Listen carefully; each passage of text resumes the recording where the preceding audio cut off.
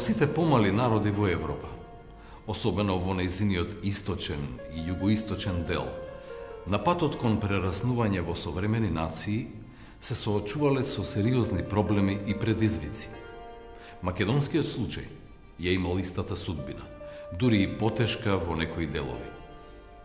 Канадскиот историчар од македонско потекло, Ендру Росос, пишувајќи на темата за македонското национално будење и создавањето на националниот идентитет, забележал: националното будење и формирањето на македонскиот национален идентитет представувале сложен и бурен процес.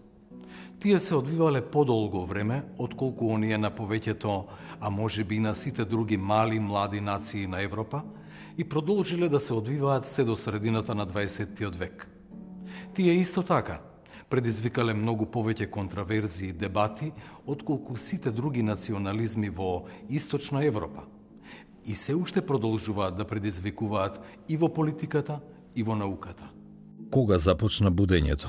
Каде се првите неколци кои го отвориле патот за тоа што денес го имаме, македонски национален идентитет, цврст и постојан? Без националното будење, кое по правило било дело на интелектуалците, не било возможно создавање на ослободителни движења. Без ослободителните движења не било можно создавање на државите. Исто така, без активност на културен план, речиси било невозможно создавање на нација. Кога говориме за нашето национално будење, никогаш не може да се заборави појавата и делувањето на скромните луѓе, кои сакале да го просветат својот народ. Слично како и кај другите балкански народи, луѓето кои ја започнале долгата работа, но и борба за описменување на сопствениот народ, биле поврзани со црквата. Тука неодминливи се Кирил Пејчиновиќ и Јоаким Крчовски, и двајцата по потекло од Западна Македонија. Пејчиновиќ пишувал на тетовски дијалект, значи од регионот од каде потекнувал. Јоаким пак, иако по потекло од Кичево, пишувал на кратовско, кривопаланечки дијалект. Двајцата во своите дела обработувале теми со верска содржина. И двајцата се обидувале преку користењето на народниот јазик, помешан со црковнословенски зборови, да го доближат пишаниот збор до обичниот човек. Преку пишувањето и печатењето на книги се објаснувале многу нешта на обичниот човек, полн со суеверија и погрешни разбирања на многу работи, поврзани со верата и секојдневниот живот. Колку биле поучни првите книги, наменети за обичниот човек, ни сведочи делот од книгата Огледало. Поучение свакому христијану и како подабает причути тистија својатое причештение. Пејчиновиќ и Крчовски не се оригинални писатели, туку собирачи, приспособувачи на туѓ текст. Меѓутоа, тие тоа го прават за обичниот човек, за македонецот. Интересно. Едно дело на Крчовски, Чудеса пресвјатија Богородици, во 1846 година, од страна на бугарскиот интелектуалец Хаджи Најден Јовановиќ, било преведено од славенски на славено-болгарски. Печатењето на првите македонски книги го начнало и прашањето за отворање словенска печатница. Тоа и се случило кога Теодосиј Синаицки ја отворил првата словенска печатница во Македонија во 1838 година. Таа навистина работела само неколку години, но нејзиното значење е големо. Појавата на книгата Огледало од Кирил Пејчиновиќ представува пресвртна точка во нашата културна историја. Патот за пишување на својот јазик бил отворен. Постепено, обичниот човек започнал да покажува интерес кон пишаниот збор, но тука се појавил еден голем проблем. Македонија, како и другите балкански територии на османлиската држава, се соочувала со проблемот на огромниот број на неписмено население. Дури и помеѓу поимотните жители, писменоста не била висока. На почетокот на 19. век доаѓа до значајни промени во османлиската држава. Тогаш постепено тимарско-спахискиот бил заменет со чифлигарскиот систем. Со развојот на овој систем, голем број селани во Македонија останале без земја. Тие морале да најдат начин за преживување. Затоа добар дел од нив се преселиле во градовите. Во исто време во Македонија започнува еден релативно брз развој на трговијата и лихварството. Дел од населението се вклучило во занаетчиството и трговијата, кои се развивале. Како резултат на учеството во трговијата, дел од овие луѓе економски зајакнале. Така почнува да се развива македонското граѓанство. Појавата на световните училишта во Македонија била поврзана со економскиот развој, процесот на реформи во османлиската држава, но исто така и со просветно-културното влијание кое доаѓало во Македонија од соседните земји. Во Македонија првите световни училишта биле оние на грчки јазик. Такви училишта имало во Охрид, Битола, Ресен, Прилеп, Крушево и во други делови на Османлиска Македонија. Иако преку нив се ширело грчкото културно влијание, овие училишта имале голема улога во ширење на тогашните современи образовни и културни погледи и идеи. Добар дел од оние наши интелектуалци, кои ја почнале борбата за воведување на народниот јазик во училиштата, биле воспитаници на овие грчки училишта. Тие биле големи приврзаници на грчката идеја, но потоа ја напуштиле. Всушност, школството во Македонија почнало да се реформира под влијание на идеите на новата световна образованост од Грција, забележал еден исследувач на образовниот процес во Македонија. Кога се говори за грчкото културно и образовно влијание, треба да се забележи дека како резултат на почетокот на словенското будење во Османлиска Македонија, ова влијание постепено започнало да се намалува. Така и бројот на световните училишта, каде се употребува народниот јазик во Македонија, постепено се зголемувал. Во некои градови се формирале повеќе училишта. Така во Скопје, во 1863 година, имало 3 словенски училишта. Во овие училишта, освен предметите поврзани со религијата, се учеле и општа историја, географија, словенска граматика, аритметика и други. Обичниот човек се повеќе покажувал интерес за отворање на училишта. Во некои весници од тој период може да сретнеме текстови како овој. Преди мал ви пишав од Кукуш, а сега ви пишувам од Солун. Не сум модел по други места на Македонија и на Тесалија. И, право да ти кажам, срцето не може да не ми се нарадува кога гледам дека насекаде се издига дух кон народност и учење. Училиштата не можеле да работат без ученици и учители. Првите учители во Македонија биле под силно странско, особено грчко влијание. Голема улога во развојот на образованието во Македонија имал велешанецот Јордан Хаджи Константинов Џинот, образован во родниот Велес, Самоков и во грчката гимназија во Солун. Како учител, започнал со работа во родниот град. Додека бил учител во Велес, Јордан бил наклеветен дека бил масон, затоа тој морал да го напушти родниот град. Тогаш започнува едно негово патешествие. Јордан заминува за Солун, па оди на Светагора, островите Хиос и Патмос, за на крај повторно да се врати дома. Во Велес тој сакал да ги учи, како што самиот се изразил, возлюбените наши славчиња, но се соочил со отпор на владиката Теоклит и повторно морал да замине. Тој отишол во Влашка и во Белград. По краток престој на север, Јордан повторно се враќа во родниот Велес. Меѓутоа, како и претходно, таму повторно се соочил со отпор на патриаршистите. Затоа во 1848 година заминал во Скопје. Јордан вложил големи усилби за воведување на словенскиот јазик во овој македонски град. Во врска со тоа, во еден допис се вели: пред 2 години добивме за учител некој Јордан Константиновиќ, родом од Велес, навистина млад човек, но полн со енергија и силна родолюбивост. И почна нашите деца вредно да ги учи на словенско четно. Прекумерно зарадувани со тој успех, почнавме со најголема желба да ги запишуваме нашите деца во тоа младо училиште. Но бидејќи поради ова наше училиште, грчкото училиште остана скоро празно. Зашто секој родител сака неговото дете нешто да научи на мајчиниот јазик, па после и ако стигне нека учи инострански.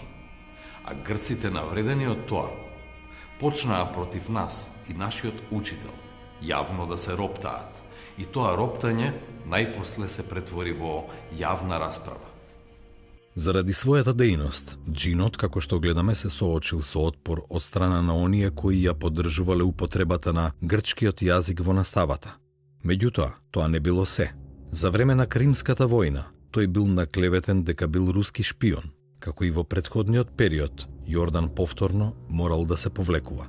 Тој го напуштил Скопје и се засолнил во Велешкиот манастир Свети Јован, но и тука немал мир од владиката Аксентии, затоа заминал за Цариград, каде не завршила неговата Одисеја. Зошто неуморниот велешанец имал такви проблеми? Тој околу 4 децении работел на воведување на просвета на народен македонски јазик во училишта во разни делови на Македонија. Во оваа негова дејност, тој често доаѓал во судир со патриаршиските владици, државните службеници и чорбаџиите кои не се согласувале со неговата дејност. Јордан Хаджи Константинов Джинот бил неуморен во својата работа и покажаниот интерес за минатото и културата на сопствениот народ. Тој ја прокрстарил цела Македонија, барајќи и собирајќи стари сведоштва за сопствениот народ. Джинот не оставил некои големи книжевни дела, но никој не може да ги прескокне неговите практични училишни текстови таблици, обидите да се состават драмски сцени, собирање и објавување на книжевни споменици и друго. Интересен е податокот дека Джинот, крстарејќи ја Македонија, запишувал и објавувал податоци за македонските градови. На некој начин, тој е еден од првите луѓе кои објавиле патеписни забелешки за сопствената земја.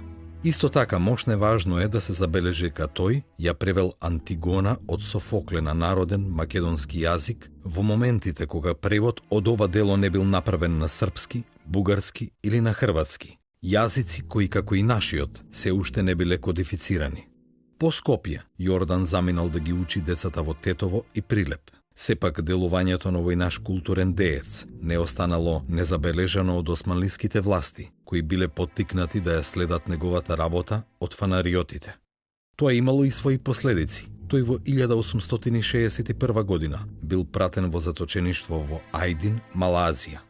Оваа негова судбина била слична и за другите учители во Македонија, кои се обидувале да го промовираат народниот јазик. Јордан Хаджи Константинов Джинот не бил осамен случај. Во западните делови на Македонија се појавила една личност која донела пресврт во односот кон изучувањето на грчкиот јазик. Стружанецот Димитар Миладинов бил човекот кој ја започнал борбата за одделување на училиштата од грчкото влијание. Тој бил извонреден учител и умеел како да го пренесе своето знаење на помладите. Димитар Миладинов, како и многу други учители во Македонија, бил под силно грчко влијание. Тој бил грчки воспитаник и учител. Меѓутоа, по средбата со русинот Виктор Ивановиќ Григоровиќ, Димитар започнал да се менува. Тој постепено покажувал интерес и свест за своето словенско потекло. Тоа го покажал и на терен со жестока борба за воведување на словенскиот јазик во училиштата. Во 1858 година, во врска со неговата активност во еден текст се вели: главен двигател на разбудувањето не само во Кукуш, туку и во многу други македонски градови и паланки, како во Полјанин, Дојран, Воден, Струмица и дури во Охрид, е достојниот за уважение родолюбец, главниот учител во Кукуш, господин Димитри Миладинов, човек со најблагородни стремежи и со необична дејност. Претходно, Миладинов во Прилеп успеал во тамошното грчко училиште да го воведе народниот јазик. Димитар Миладинов, како голем интелектуалец, собирал податоци за патиштата, ги запишувал имињата на реките и планините и составил вистински опис на Македонија, што го испратил во Москва на Орел Ошмјанцев за составување на словенска географска карта. Контактите на Димитар Миладинов со Русија не биле случајни. Тоа било време кога повеќе млади македонци заминувале на школување во Русија, како стипендисти на руските власти. Дејноста на Димитар Миладинов не застанала само на учителствувањето. Тој заедно со својот помлад брат Константин во Загреб ја објавуваат познатата збирка на народни песни. Димитар ја делел судбината на скоро сите наши културни дејци, кои придонеле за народното будење. Како и во случајот со Джинот, така и неговата дејност не можела да остане без реакција на Цариградската патриаршија. По смртта на охридскиот митрополит Јоаники во 1859 година и прашањето за именување на нов митрополит, Димитар Миладинов ги предводел оние кругови кои барале именување на владика со словенско потекло. Новиот владика Мелетиј успел да го наклевети Димитар. Наскоро тој и неговиот брат биле затворени. Браќата Димитар и Константин умираат во цариградските зандани.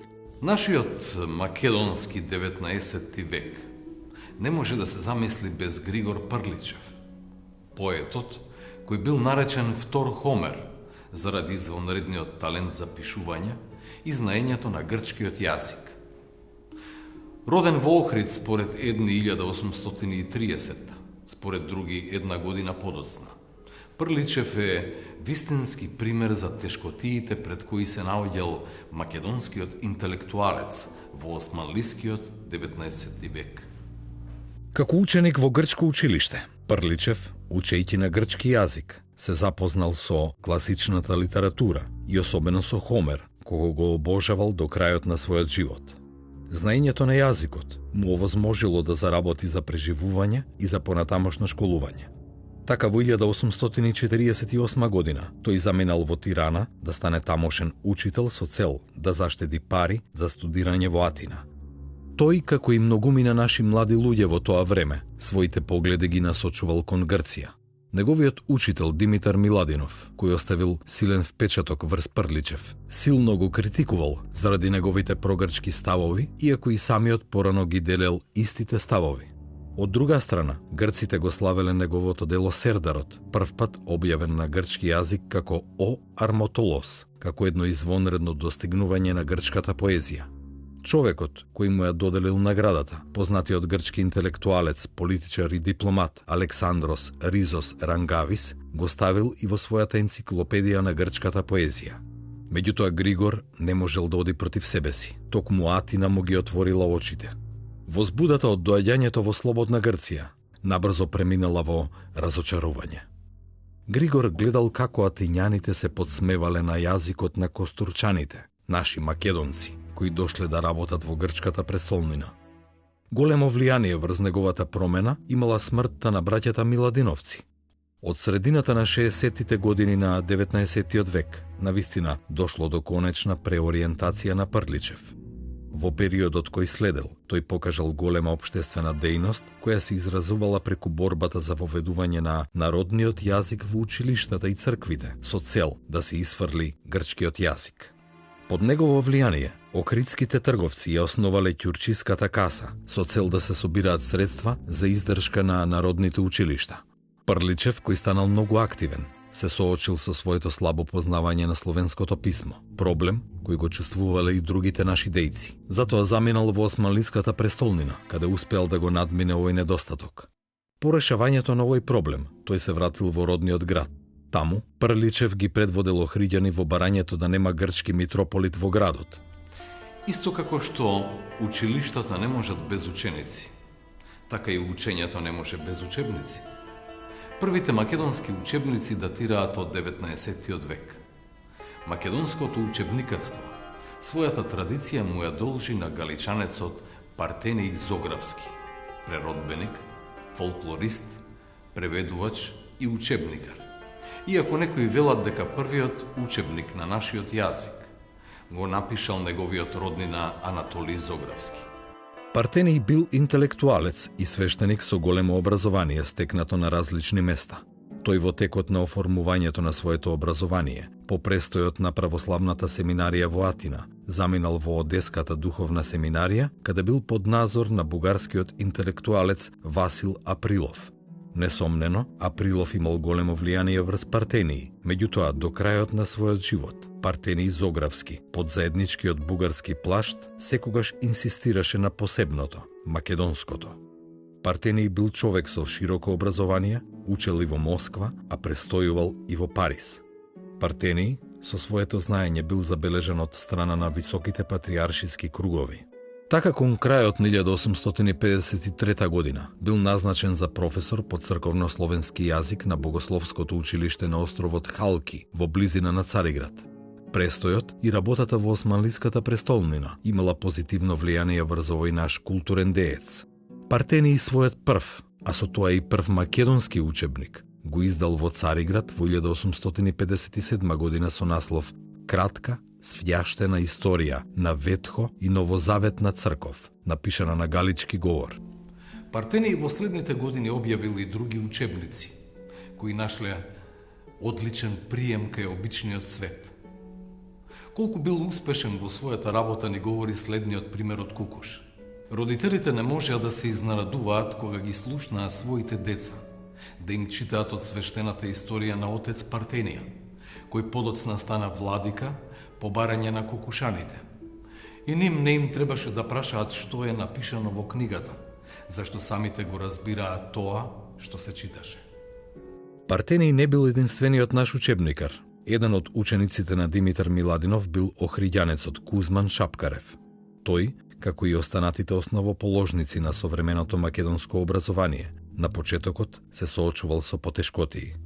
Поголемиот дел од овие први македонски учители, како што забележал Блаже Конески, освен голата писменост и најелементарните познанија од науките, немаа што да им предадат на своите ученици. Самиот Кузман во својата биографија забележал дека едно време ниту тој не можел да си го напише името како што треба. Меѓутоа тој успеал да се надогради. Кузман својот учителски век го поминал низ повеќе македонски градови: Охрид, Кукуш, Струга, Прилеп и Битола. Тој се истакнал како голем противник на грчкото влијание. Така Шапкарев, под силно влијание на Димитар Миладинов, го вовел народниот јазик во заемното училиште во Струга. Со тоа и тој отворил уште еден фронт на грцизмот во Македонија. Покрај неуморната и непрекината учителска дејност, охриѓанецот Кузман Шапкарев бил еден од најистакнатите македонски учебникари во 19. век.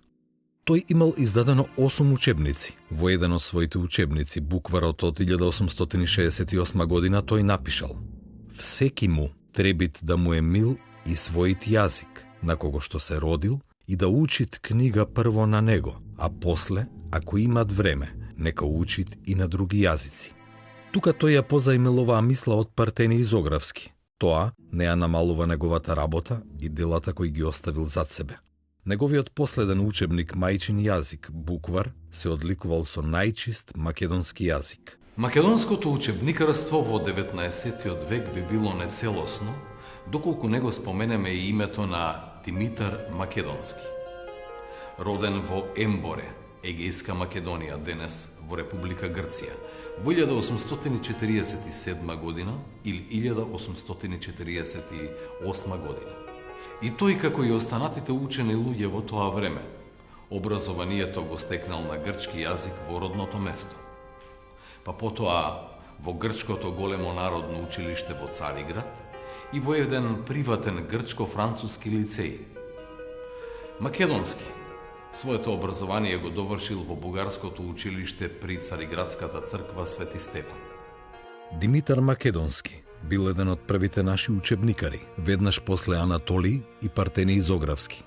Во 1867 година, заедно со охриѓанецот Димитар Узунов, го објавил својот прв учебник Буквар за употребение в македонските училишта. Така започнува неговата учебникарска дејност. Учебниците ги пишува на македонско нарјачие.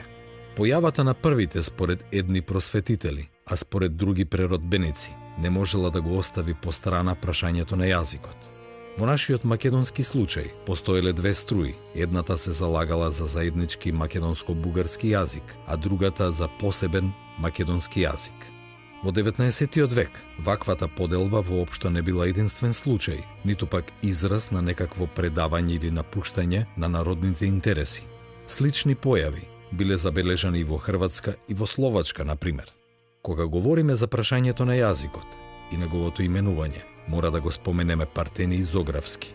Овој голем македонски интелектуалец, свештеник и учебникар бил застапник за заеднички македонско-бугарски јазик.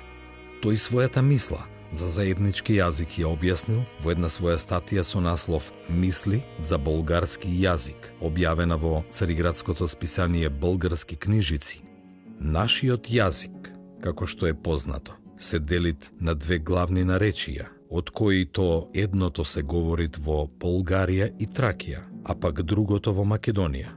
Првото од нив веќе е сосема известно, зашто се што се писало досега на наш јозик, се на него се писало, а на другото ни гри, за да изведеме на свет македонското наречие, со сите негови општи и местни идиотизми, доколку тоа нам возможно ми е, имаме намерение да составиме на него граматика, паралел со другото, но понеже тоа наше намерение может мало да позабавит. Ние сега излагаме кратко главните негови особности, относително кон другото наречие. Македонското наречие не толку не требет и не может да биде исклучено од општиот писмени јазик, но добро ќе беше ако оно си ја примаше за главна негова основа, па таја причина што оно е по-пълнозвучно, поплавно и постројно и во многу отношенија попълно и побогато. Представители на това наречие се југозападните страни на Македонија. Оваа идеја на Партенеј Зографски била отфрлена и смеана од страна на бугарските дејци. Па така во истото списание, во септември 1858 година, излегол краток и остар коментар за јазикот што го користел Партенеј во неговите учебници. Според авторот, јазикот на Партенеј бил една размеса на български и српски. Имало и други коментари. Славејков во својата критика за сите кои се залагале за создавање на заеднички јазик напишал: неколку арнаутски списатели се собрале и се договориле да им состават на бугарите граматика. Зоти море, зоти бугарско грамоти. Кога некој пишува учебник, тоа тој го прави на одреден јазик. Затоа и Кузман Шапкарев се соочил со истата дилема, како да го нарече јазикот на кој пишувал, каква граматика да напише на тој јазик. Слично како и Партенеј и Шапкарев, граматиката која ја составил и напишал, ја насловил граматика с доста забележванија за македонското наречие и сравненија с горно-българското. Судбината на оваа негова граматика била слична на предлогот на Зографски, без разлика како се пишува за Шапкарев и неговите погледи кон прашањето дали јазикот треба да биде заеднички со бугарите или не. Јасно е дека и тој разбирал дека постои разлика помеѓу двата јазика. Кога се говори за јазичното прашање, интересен е следниот пример. Одличното познавање на грчкиот јазик од страна на Прличев било причина бугарското цариградско читалиште да му упати покана да ја преведе Илијадата. Прличев, обожавателот на Хомер, не можел да ја одбие истата. Во овој случај не бил важен преводот, кој бил критикуван од страна на бугарските интелектуалци, туку една идеја на охриѓанецот. Прличев, кој слабо го познавал бугарскиот јазик, се зафатил со создавање на еден вештачки, општословенски јазик, за кој напишал и една граматика. Ова ни покажува колку јазикот на другиот, колку и да е сличен, сепак бил различен. Неможноста да се создаде еден литературен јазик, именувањето на народниот јазик со друго име, лутањето по идентитетот, не значело дека на теренот немало раздвижување. Дејноста на младата македонска интелигенција давала резултати на планот на националното будење. Колку оваа дејност постепено го разбудувала македонскиот дух и колку и покрај сите лутања предизвикала реакција е следниот пример. Бугарскиот интелектуалец Петко Славејков во статијата со наслов «Македонскиот въпрос», објавена на 17 јануари 1871 година, напишал: најпосле македонското прашање излезе најаве и се покажа во печатот. Ние велиме најпосле, зашто тоа прашање не е нова работа. Ние го заслушавме уште пред 10 години од некои македонци. Многу пати сме слушале од македонистите дека тие не биле бугари, ами македонци, потомци на древните македонци, за да му придадат сила на своето произволно основание. Македонистите посочуваат разлика меѓу македонското и горно-бугарското наречие, од кое што првото било поблизу до словенскиот јазик, а второто било измешано со татаризми и друго. Всушност, ова признание на Славејков открило една интересна појава на теренот. Таму веќе имало се поголем број на пројави на луѓе, истакнати личности кои се декларирале за македонци или пак говореле за македонски јазик. Така пишувајќи за Венјамин Мачуковски, Стеван Салганџиев посочува: треба да се забележи дека во преземањето на учителската должност на господин Мачуковски секој говореше дека како роден македонец новиот учител ќе ги задоволи претензиите на познатиот кружок да им се предава на учениците по македонско наречие. Во едно писмо до Стефан Верковиќ, таткото на Ѓорѓи Држилов напишал: да ми простиш, оти не го знам добро мајчиниот јазик. Но на старост, брату мој, го научив без учител, сам со помош на азбуката со буквар. Вас ве молам македонски да ме пишувате. Со голема радост ве известувам дека во Солун народниот македонски јазик е распространет 50% и повеќе. Показател за појавата на чувството на македонска посебност можат да бидат следниве примери.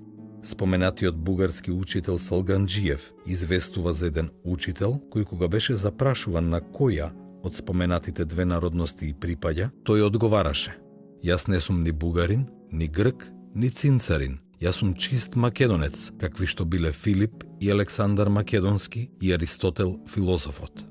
Бугарскиот учител во Прилеп, Никола Еничерев, ни дава податок за тоа како се чувствувал Јанаки Стрезов.